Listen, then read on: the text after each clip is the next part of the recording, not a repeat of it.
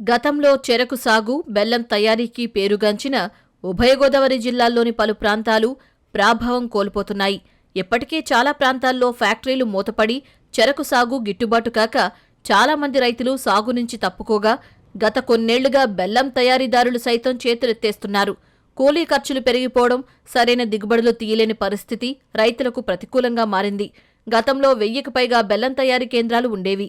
ఇక్కడ తయారైన బెల్లాన్ని తణుకు, తాడేపల్లిగూడెం మార్కెట్లతో పాటు ఇతర రాష్ట్రాలకు ఎగుమతి చేసేవారు. 10 సంవత్సరాల కిందటి వరకు నిడదవోలు పరిసర ప్రాంతాల్లోనే సుమారు 250 బెల్లం తయారీ కేంద్రాలు ఉండేవి. ప్రస్తుతం వాటి సంఖ్య 4కి పరిమితమైంది. ప్రస్తుతం తయారు చేస్తున్న వారు సైతం రైతుల నుంచి టన్నుల లెక్కన చెరకు కొనుగోలు చేసి బెల్లం తయారు చేస్తున్నారు. తయారు చేసిన బెల్లాన్ని నేరుగా వినియోగదారులకు అమ్ముకోవడంతో పాటు బెల్లంతో తినుబండారాలను తయారు చేసి తయారీ కేంద్రాల వద్ద స్టాళ్లు ఏర్పాటు చేసుకుని విక్రయిస్తున్నారు. బెల్లం అన్నది మా చిన్నప్పటి నుంచి ఇదే వ్యాపారం అండి. మాకు ఎప్పుడు షుగర్ ఫ్యాక్టరీ వేస్తాం గట్రా ఏమీ లేదండి. కాకపోతే ఏంటంటే ఇంకా మాకు గిట్టుబడి అవ్వక చెవి తోటలు మొత్తం మానేసామండి. ఇలా ఏదో టన్నుల లెక్క కొని ఏదో ఆడుతున్నామండి. అది కూడా ఈ సంవత్సరం 2 సంవత్సరాల్లో ఆడ కూడా తోటలు వేస్తాం మానేస్తారు. ఎందుకంటే అండి ఈ తోట బంటాలకి వీటికి ఎక్కువైపోయి రైతు వేస్తాం మానేసాడు. ఇక్కడ బంటాలు లేక కరగొట్టు వాళ్ళు లేక ఉన్న సేలు అలా వదిలేసి నర్సీపట్నం నుంచి లోడ్ తెప్పించండి. ఆల్రెడీ అన్లోడ్ అవుతుందండి. అది అక్కడికి ఇక్కడికి 10 రూపాయలు తేడండి. కాకపోతే అక్కడ మందు గట్ట వేయరండి. అయిపోతే ఇక్కడ 90 కేజీలు వచ్చి బెల్లం అక్కడ వచ్చితే 110-120 కేజీలు దిగుబడులు వస్తాయండి. కర్రలు కూడా మందు గట్ట వేయరండి, బాగుంటాయండి. కాకపోతే ఏంటంటే ఇక్కడ పందా వ్యవస్థ ఎక్కువైపోయి వేట్లు గిట్టగా వాళ్ళు కూడా 45 రూపాయలు పందా బెల్లం, 42 రూపాయలు అని పందా వస్తుందండి. 3 రూపాయలు మార్జిన్లో వాళ్ళు ఆడుతున్నారండి. కాదు మార్కెట్ అంతా అదే అవుతుంది మీద ఇంకా అందరూ ఆ సూట్ మీద వెళ్ళిపోయారండి. మాకైతే ఇంకా దాన్ని ఆడటం ఇష్టం లేక మేము సొంతంగా ఎంత అమ్ముతాం అంత డైలీ 600 కేజీలు బెల్లం మాత్రం తయారు చేస్తామండి. మేము 600 కేజీలు తయారు చేసి కౌంటర్ అమ్ముతాం. బయటకు కూడా ఏ కొట్లకు కట్ట ఇవ్వండి. కాకపోతే మాకు ఎంత వస్తే అంత చాలు అన్నట్టుగా మేము వ్యవసాయం చేయలేక ఉన్న పొలం కౌలుకి ఇచ్చి బెల్లం తయారు చేసి ఇది మానకూడదని కంటిన్యూ చేస్తాం. ఈ రోజుని చెరుకు తోటలు పెంచే రైతులు లేరు. చెరుకు తోటలో పెంచాలంటే కేజీకి వచ్చి 55 రూపాయలు ఖర్చు అవుతుంది. పెంచి దాన్ని బెల్లం తయారు చేసి మళ్ళీ మార్కెట్ చేసుకోవాలంటే 55 రూపాయలు తయారవుతుంది. కానీ మార్కెట్లో కేజీ 45 రూపాయలే ఉంది. ఇలాగా ఈ 10 రూపాయలు లాస్తో ఏ రైతు వ్యవసాయం చేయలేడు. కాబట్టి అందుకని రైతులందరూ కూడా చెరుకు తోటలు మానేశారు. మేము కూడా 30-40 ఎకరాలు చెరుకు తోటలు వేసేవాళ్ళం. 2 బెడ్లు ఉండేవి. ఇప్పుడు అసలు ఆ చెరుకు మేమే ఇంట్లోకి కేజీ లెక్కన కొనుక్కుంటున్నాం.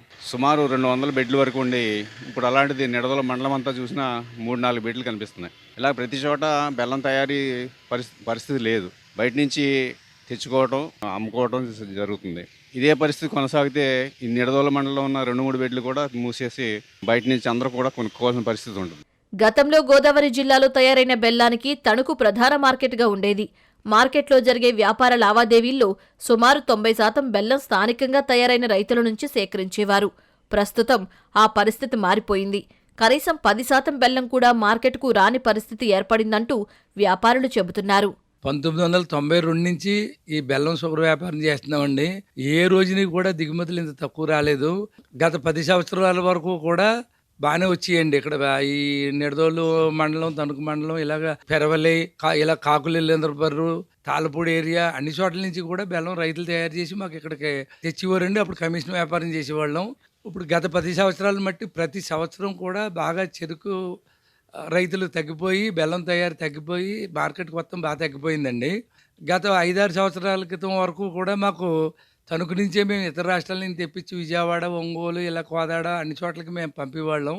ఇప్పుడు అది కూడా వాళ్ళు డైరెక్ట్గా అక్కడి నుంచే మహారాష్ట్ర నుంచి, కర్ణాటక నుంచి వాళ్ళు తెప్పించుకుంటున్నారండి. అంచేత ఇక్కడి నుంచి వెళ్ళి బెల్లం కూడా తగ్గిపోయింది. మా వ్యాపారం ఓన్లీ ఇక్కడ లోకల్ 2-3 జిల్లాల వరకే పరిమితమైంది. వాళ్ళు ఎవరికాళ్ళు తెప్పించుకున్నారు. ఇంకా ఇదే పరిస్థితి ఉంటే బెల్లం ఇక్కడ మనకు తణుకు ఏరియాలో కనుమరుగైపోయే అవకాశం ఉంది. మొత్తం మీద మన ఉభయ తెలుగు రాష్ట్రాల్లో కూడా చెరుకు బాగా తగ్గింది. దానికి కారణం ఏంటంటే ఇక్కడ రైతులకు గిట్టుబాటు లేదండి. అలాగే షుగర్ ఫ్యాక్టరీలు కూడా దరిదాపులో అన్నీ కూడా ఆపేశారు. ఇంకేదైనా 1-2 ఫ్యాక్టరీలు తిరిగితే కూడా అవి కూడా ఇంకా ఆపేసే పరిస్థితి అండి. చెరకు సాగుదారులతో పాటు బెల్లం తయారీదారులకు ప్రభుత్వం చేయూత కల్పిస్తేనే పరిశ్రమ నిలదొక్కునే అవకాశం ఉంటుందనే అభిప్రాయం రైతుల నుంచి వ్యక్తమవుతోంది.